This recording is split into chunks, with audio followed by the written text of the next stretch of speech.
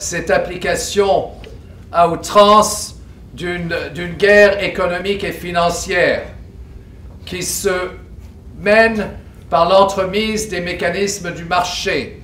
Ça commence dans les années 80 avec le Fonds monétaire et la Banque mondiale qui impose des mesures draconiennes à des pays en développement en leur promettant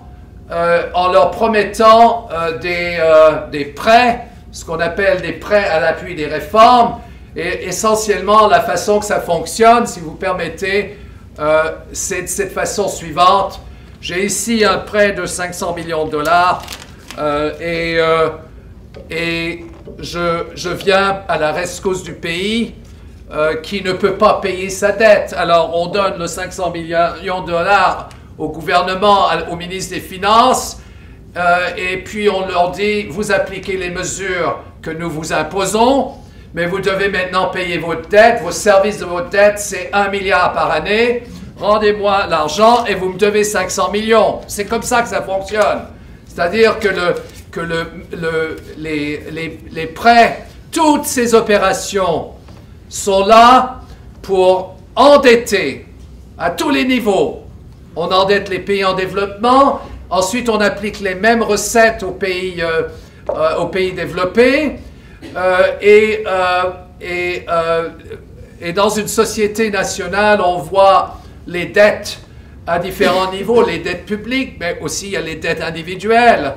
Et le rôle du créancier est d'appauvrir, c'est de collecter ses dettes, mais également c'est de prendre possession des actifs et d'appauvrir par le processus d'endettement. Dans les années 90, nous avons eu ce qu'on appelait la crise asiatique, où par l'entremise d'une manipulation financière,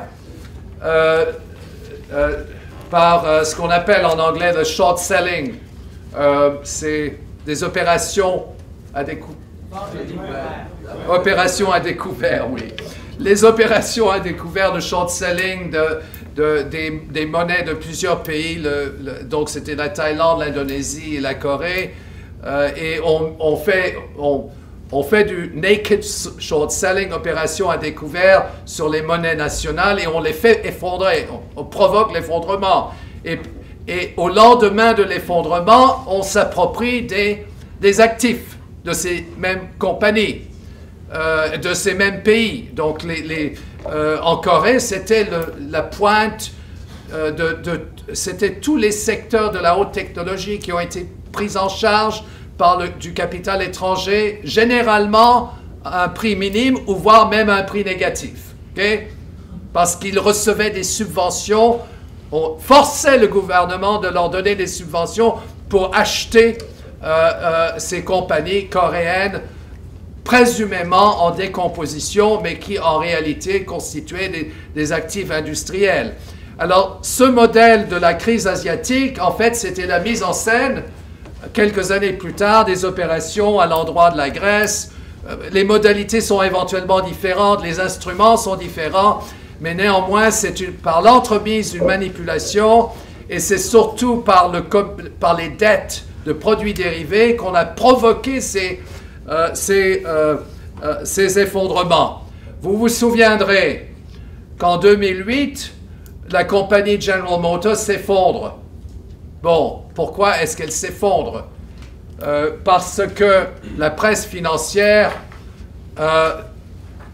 l'indique. La Deutsche Bank, une des principales banques allemandes, annonce « We put a zero price on General Motors ». Okay? Bon.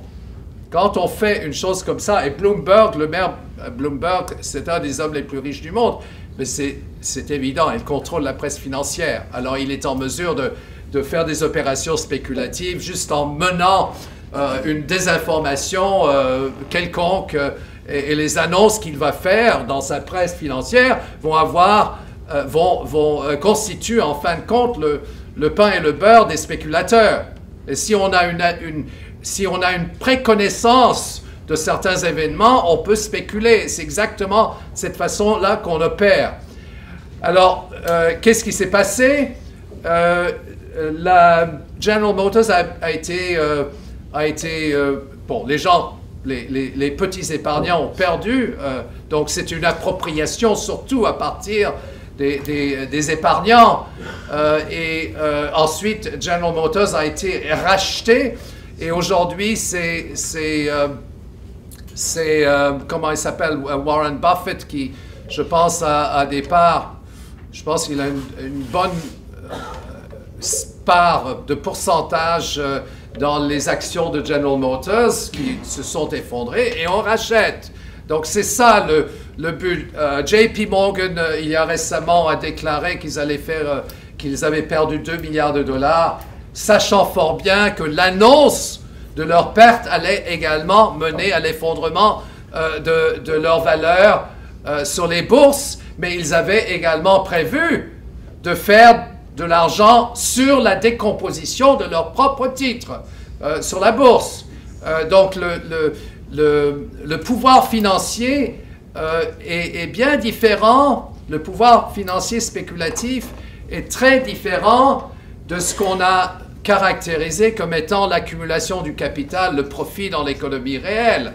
Donc vous avez maintenant dans l'architecture financière une nouvelle oligarchie qui se présente, qui fait son argent à partir d'opérations financières en sous-main, avec préconnaissance des tendances, avec des liens avec la classe politique éventuellement, et avec des produits dérivés et une dette dérivée qui maintenant va dans les milliards de dollars. Ça, c'est encore un élément qui est fondamental à la compréhension de cette décomposition. Donc, ce que je veux souligner, d'abord, c'est que ce système est très complexe. Il est caractérisé par des actions de nature militaire et stratégique, par des services de renseignement dans différentes parties du monde, par des opérations en sous-main, mais qui sont toujours soutenues par le mensonge médiatique. Et d'autre part, vous avez les mêmes intérêts, parce que tous ces intérêts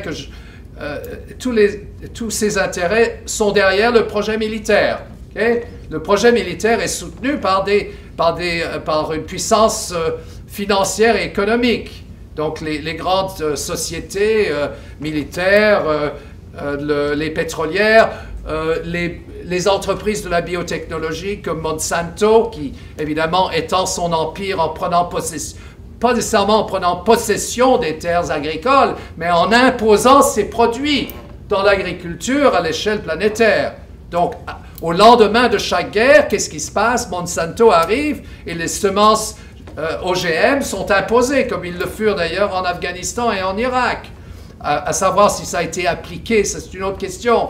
Mais je peux vous dire, en Éthiopie, la même chose. On a détruit la biodiversité en Éthiopie au lendemain d'une guerre dite civile. Et on est arrivé, on a ouvert le marché, on a déréglementé le marché céréalier et on a ouvert la porte aux entreprises biotechnologiques. Donc, toute cette concentration de pouvoir qui est imbriquée, qui est imbriquée dans le sens que Wall Street a également des intérêts dans les pétrolières, dans la biotechnologie, etc., dans les médias, elle est derrière le projet militaire. Donc c'est d'une part, donc la guerre sans frontières, c'est une guerre impériale, c'est une guerre de conquête, et c'est une guerre mondiale. Et par ailleurs, le contrôle exercé, surtout par un certain nombre d'entités financières dominantes sur l'appareil financier, qui mène à l'appauvrissement, qui mène à l'effondrement de l'État-providence, de tous les projets de société qu'on pourrait dessiner, qui mène à la décomposition de l'éducation postsecondaire.